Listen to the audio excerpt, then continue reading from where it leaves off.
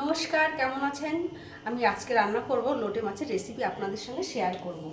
এই দেখুন, আমি এখানে কেটে রেখেছি পেঁয়াজ, রসুন বাটা, শুকনো লঙ্কা বাটা, আদা বাটা, জিরে বাটা, কাঁচা লঙ্কা চিড়ে রেখেছি, টমেটো কুচিয়ে রেখেছি, ধনেপাতা, আর এখানে আছে নুন, হলুদ, গরম মশলা, আর এখানে পাশে দেখুন জিরে, তেজপাতা, শুকনো লঙ্কা, এলাচ, লবঙ্গ, এগুলো দিয়ে ফোড়ন দেবো। আর এখানে আমি একটু লোটে মাছে একটু লেবু দিয়ে দিচ্ছি, তাহলে লোটে মাছটা গন্ধটা কম আসবে।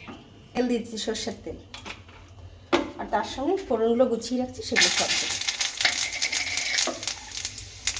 ফোড়নটা যখন লাল হয়ে আসবে তখন আমি পেঁয়াজ কুচি দিয়ে দেবো।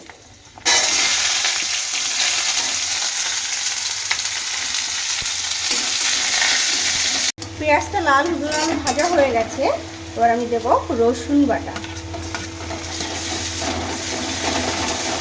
এবার দেবো আদা বাটা, এবার দেবো জিরে বাটা,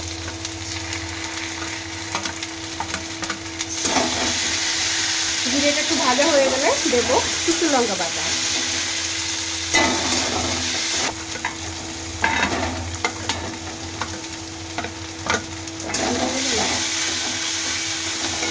কষিয়ে নেব। এবার নুন দিয়ে দেবো, তারপরে হলুদ গুঁড়ো দেবো, তারপরে কাঁচা লঙ্কা চিড়ে রেখেছি এটা দেবো, একটু নাড়িয়ে দিয়ে তারপরে দেবো টমেটো। রান্না কিন্তু মশলা কষানোতেই ভালো রান্না হয়, কাঁচা থাকলে সে রান্নাটা ভালো হয় না। যত মশলা কষাবা তত রান্না সুন্দর হবে।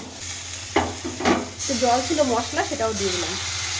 মশলার তেল ছেড়ে এসেছে, আমি এবার লোটে মাছগুলো দিয়ে দেবো।